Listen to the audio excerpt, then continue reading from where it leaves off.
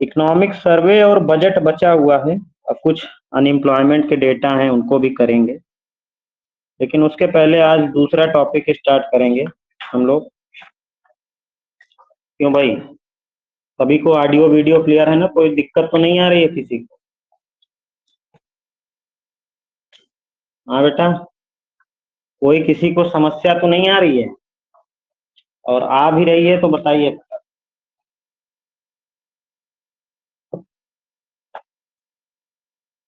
Okay.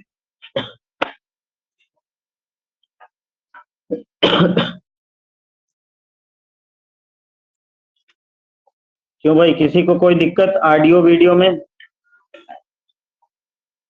Network में कोई problem तो नहीं है ना?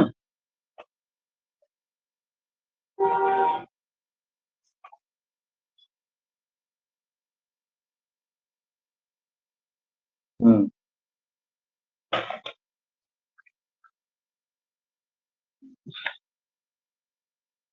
जल्दी जल्दी आ जाइए। आज ज्वाइनिंग में दिक्कत हो रही है क्या आप लोग? क्यों भाई, बहुत लोग ज्वाइनिंग में मैसेज कर रहे हैं, ज्वाइनिंग नहीं हो पा रही। कुछ प्रॉब्लम आ रही है?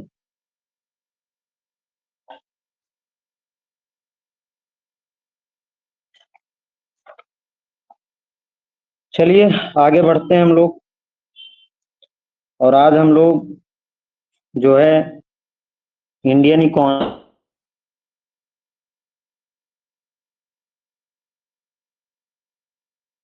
में जो है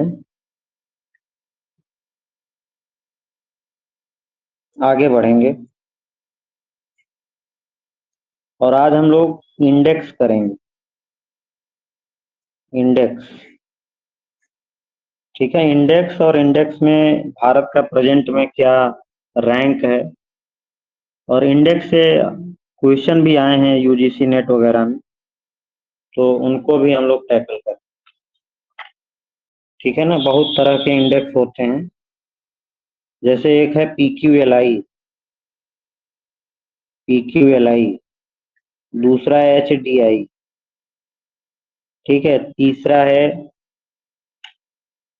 IHDI,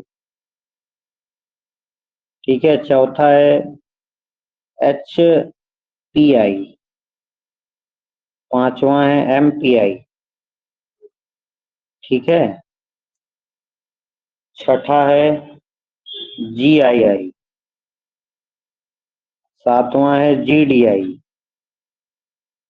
और आठवां है GII हो गया, GDI हो गया, और एक है PHDI, ठीक है। नौवां है GSNI,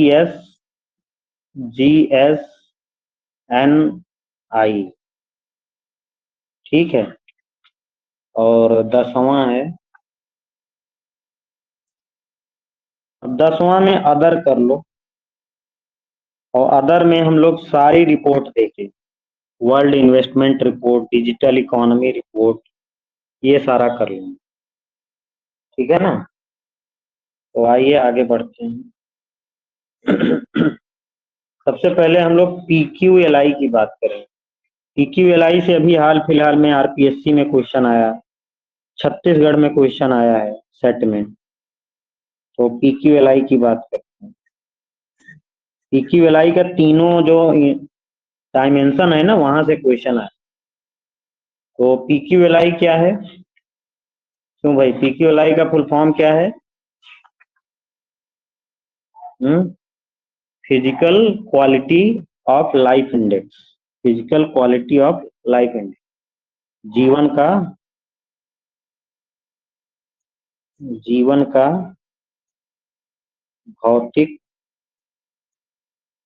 गुणवत्ता सूचकांक, ठीक है। जीवन का भौतिक गुणवत्ता का सूचकांक, यानी physical quality of life index. इसको जो है ओरिजिनली हमने बताया था, इसको जॉन टिनबर्जन ने दिया। किसने दिया था? जॉन टिनबर्जन ने दिया। ठीक है, जॉन टिनबर्जन ने ओरिजिनली दिया था, बट इसको 1976 में 1976 में 1976 में टिनबर्जन ने दिया था। 1976 में टिनबर्जन ने दिया था, बट इसको डेवलप किया 1979 में कौन? Morris, David Morris. ठीक है, मॉरिस ने विकसित किया इसको।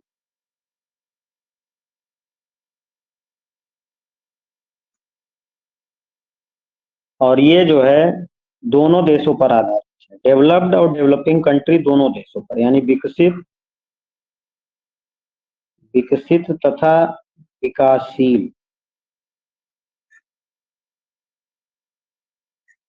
दोनों देशों पर आधारित।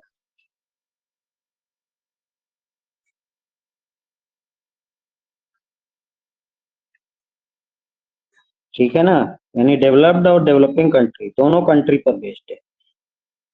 और अगली बात है, ये 23 कंट्री पर आधारित है, 23 देशों पर आधारित।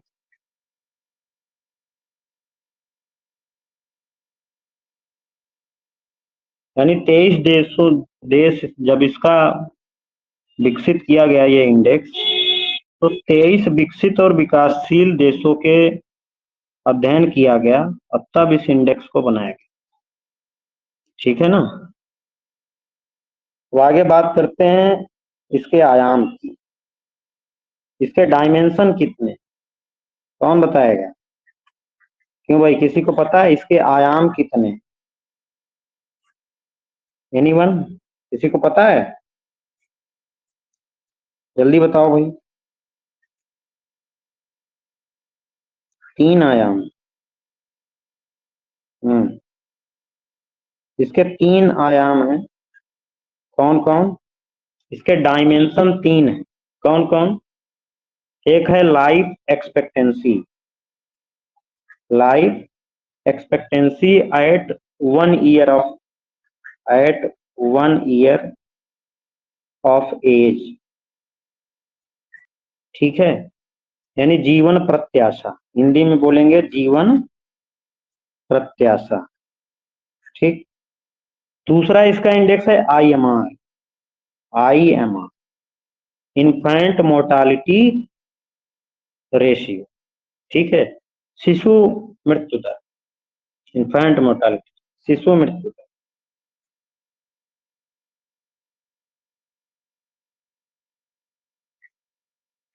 और तीसरा है literacy rate, literacy rate, literacy rate क्या होगा? साक्षरता। तो इसके 3 आयाम हैं, ध्यान में रखना है आप लोग।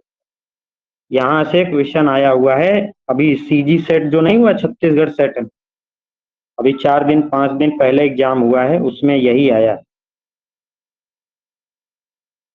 अब पीक्यू एल आई की रेंज क्या होती है? पीक्यू एल आई का जो मान है वो किसके किसके बीच में लाई करता है? रेंज क्या है, विस्तार क्या है?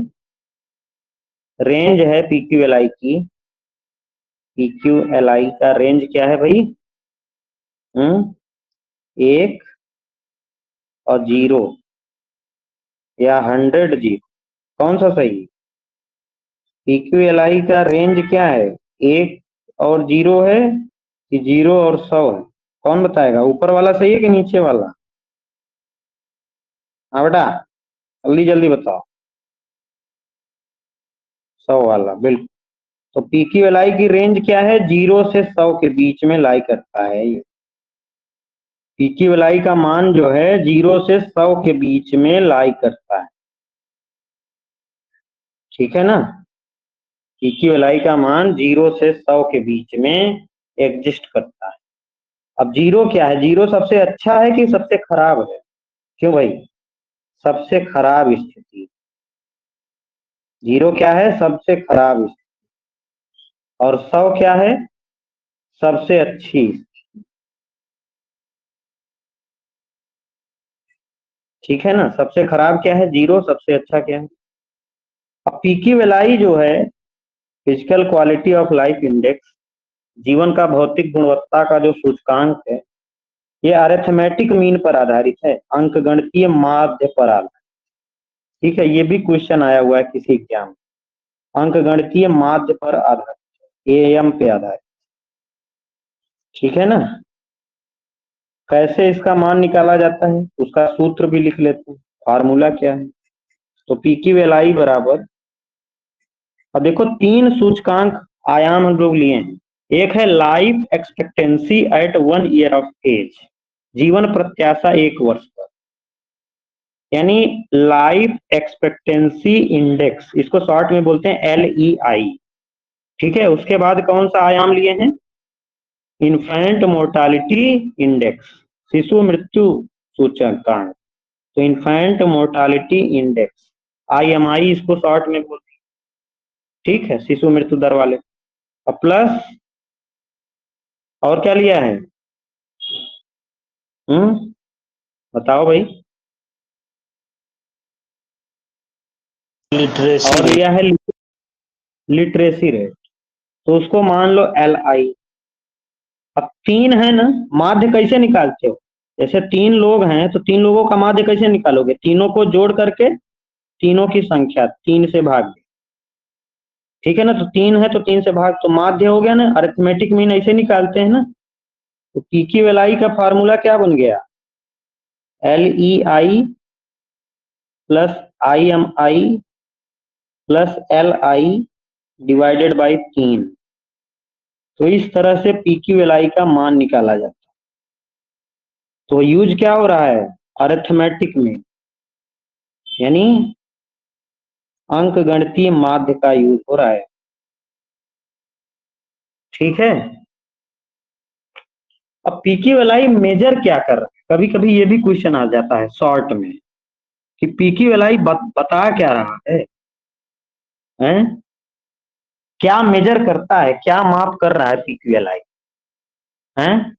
क्वालिटी ऑफ लाइफ को। PQLI क्या मेजर करता है, क्वालिटी ऑफ लाइफ को। क्यों भाई, क्वालिटी ऑफ लाइफ को, जीवन की गुणवत्ता को मेजर करता है, ये मापता है। क्वालिटी ऑफ लाइफ, या फिर कह सकते हैं wellbeing of a country, wellbeing of a country. कोई भी देश कितना, वहां के जो निवासी हैं कितने अच्छे से उनका जीवन यापन चल रहा है, उसको मेजर करता है, वेलबींग को मेजर करता है, क्वालिटी ऑफ लाइफ को मेजर करता है PQLI। ठीक है, क्यों भाई, सभी को समझ में आ रहा है, कोई डाउट तो नहीं है। हाँ बेटा, बताइए भाई, सभी को क्लियर है इतना, चले आके।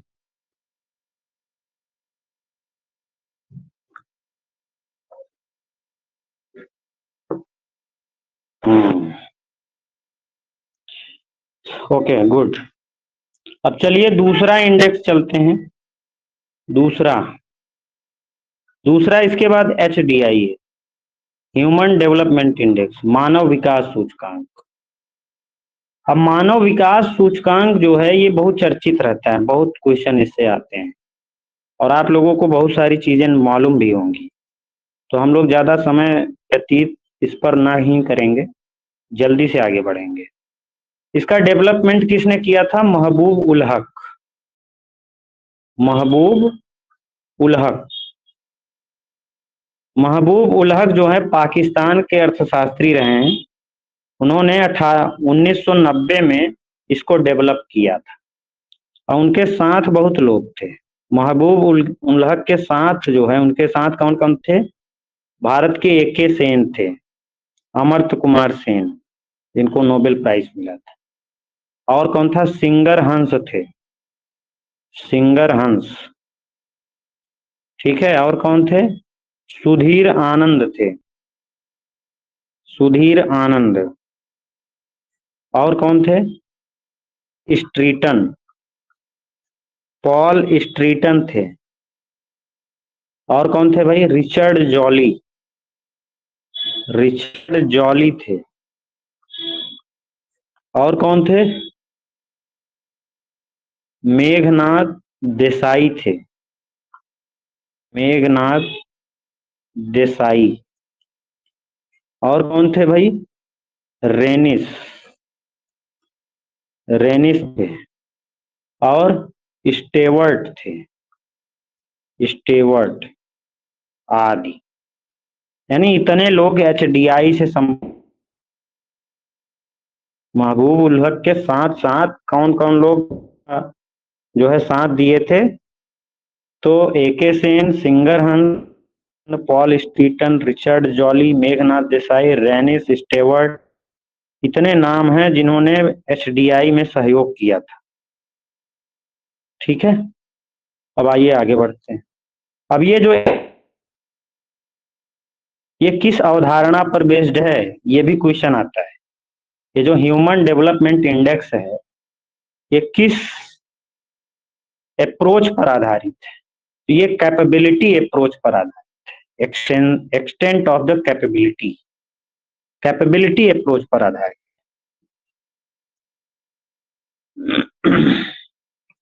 कैपेबिलिटी अप्रोच पर आधारित।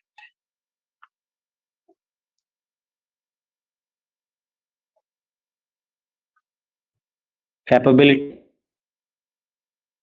ठीक है ना? और ये जीएम पर आधारित है, गुणोत्तर माध्य पर आधारित है। ये अरिथमेटिक मीन पर आधारित नहीं है जो पीक्यूएलआई में था। ये जीएम पर आधारित है, गुणोत्तर माध्य पर, ज्योमेट्रिक मीन पर आधारित।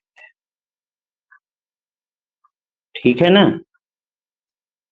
और इसके भी 3 आयाम हैं, इसके भी 3 डायमेंशन हैं, 3 आयाम। ठीक, कौन कौन? क्यों भाई? कौन कौन? स्वास्थ्य यानी हेल्थ, दूसरा नॉलेज, ज्ञान, और तीसरा क्या है? जीवन स्तर, स्टैंडर्ड ऑफ। इसके 3 आयाम हैं। एचडीआई के कितने आयाम हैं? 3 आयाम हैं। स्वास्थ्य, ज्ञान, जीवन स्तर। स्वास्थ्य, शिक्षा, जीवन स्तर। ज्ञान को शिक्षा भी कह सकते हैं। बट ये 3 आयाम हैं। सूचक कितने हैं? क्यों भाई?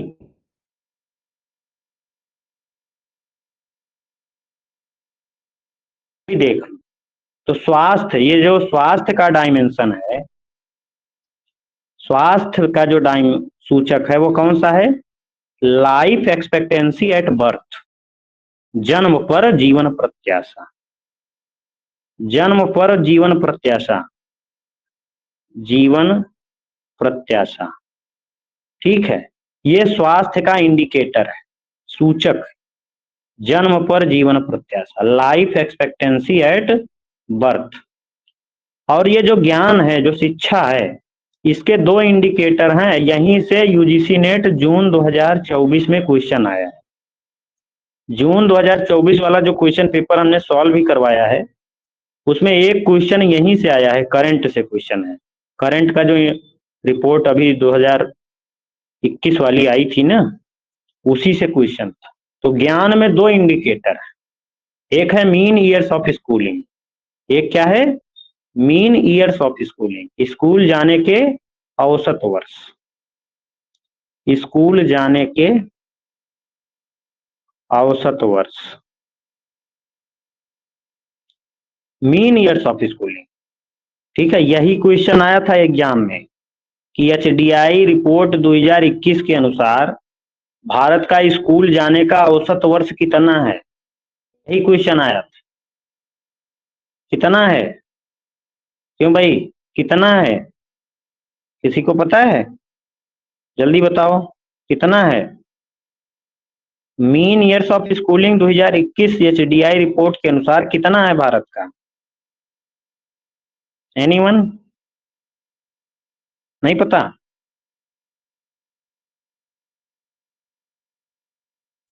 चलिए, अच्छा दूसरा बताइए, दूसरा क्या है? नहीं नहीं, ये मीन नहीं है।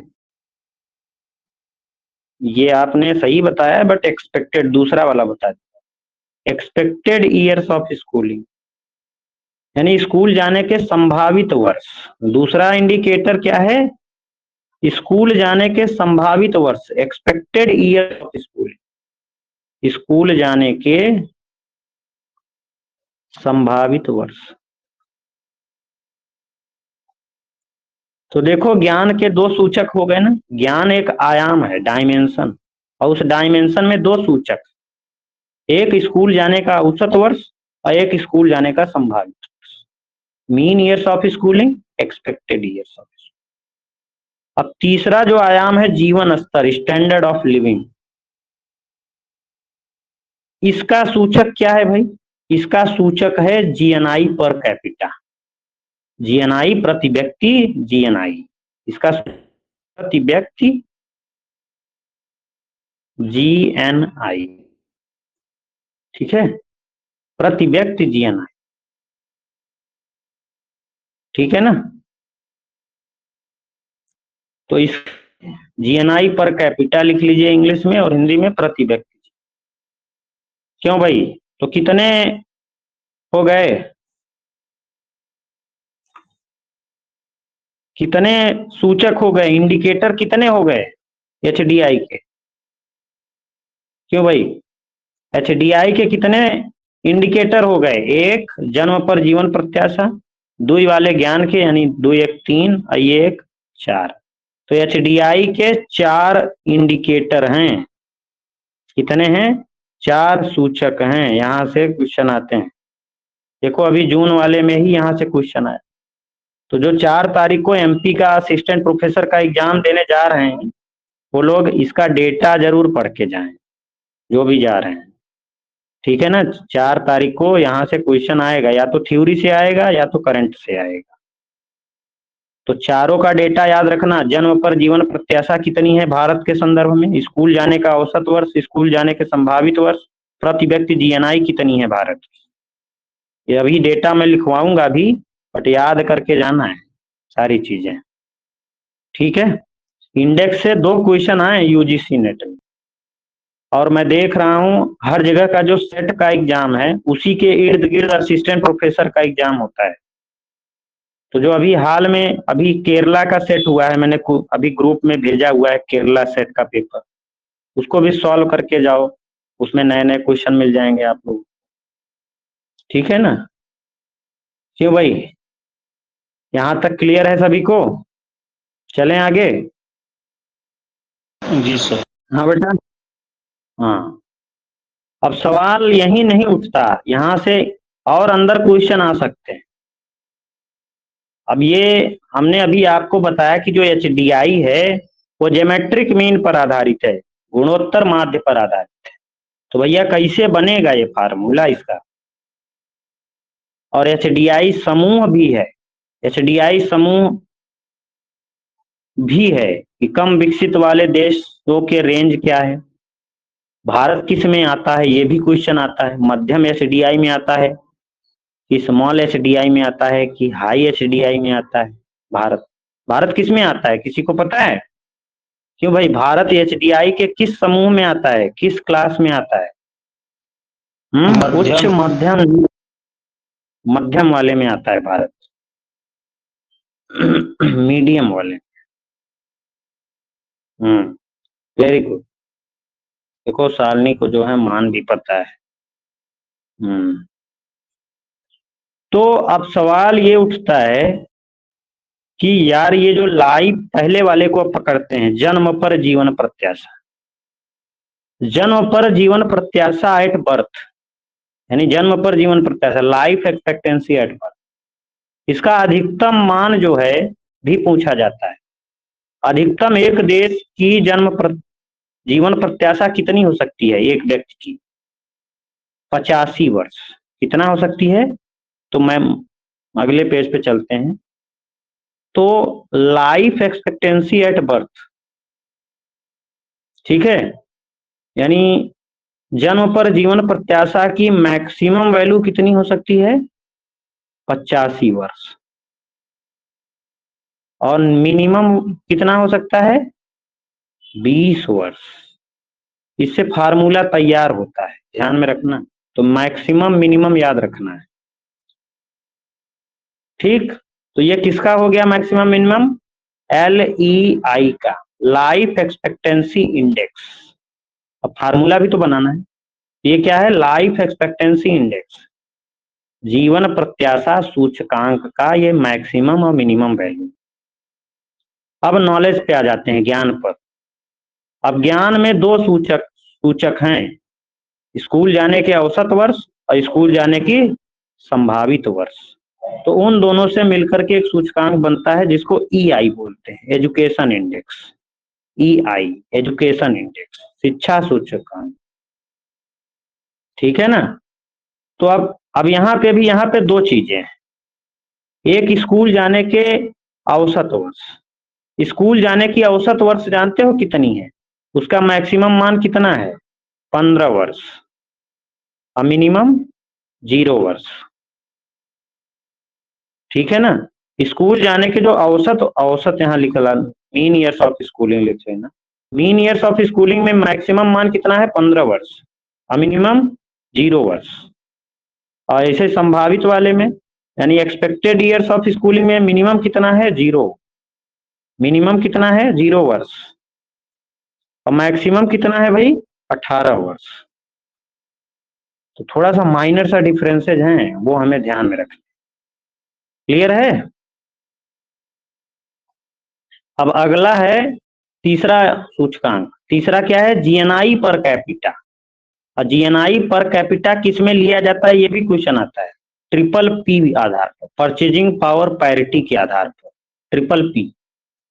तो GNI इंडेक्स तीसरा बनेगा, GNI index, gross national income index. GNI index में मैक्सिमम मान कितना है पता है आपको? मैक्सिमम मान है 75,000 dollar per capita. 75,000 dollar per capita. अब मिनिमम कितना है भाई? मिनिमम है $100 पर कैपिटा। ठीक है, प्रति व्यक्ति $100 है मिनिमम, न्यूनतम मान है, और मैक्सिमम $75,000 प्रति व्यक्ति। क्यों भाई, सभी को क्लियर है यहाँ तक? जल्दी बताइए। हाँ बेटा।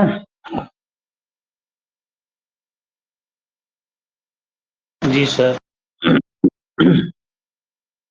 गुड।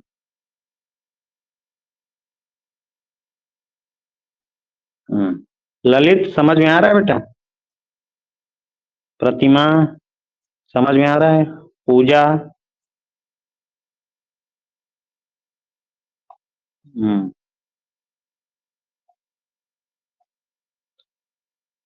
तो यहां तक अब हो गया। अब इसके आगे अब फार्मूला भी बना लो। HDI हमने बताया आपको ज्योमेट्रिक मीन पर आधारित है। ज्योमेट्रिक मीन कैसे निकाला जाता है? अंडर रूट, 3 टर्म है, तीनों का गुणा कर। पहला इंडेक्स क्या है? LEI, लाइफ एक्सपेक्टेंसी इंडेक्स, गुणा EI, एजुकेशन इंडेक्स, शिक्षा सूचकांक, और गुणा GNI इंडेक्स या GI। ठीक है, GNI इंडेक्स। तो तीनों का गुणा कर दिया, ज्योमेट्रिक मीन निकल गया। HDI का फार्मूला है ये, कभी कभी पूछ लेता है। अब HDI का रेंज क्या है? मान किसके बीच में लाई करता है HDI? ये भी क्वेश्चन आता है। तो HDI का मान जो है 0 से 1 के बीच में लाई करता है। किसके बीच में लाई करता है? 0 से 1 के बीच में। HDI का मान 0 से 1 के बीच में लाई करता है, यानी HDI की रेंज क्या है? 0 से 1। अधिकतम मान 1 है, न्यूनतम मान 0। क्यों भाई, समझ में आया कि नहीं सभी को? जल्दी बताओ। हाँ बेटा, जल्दी बताओ रे।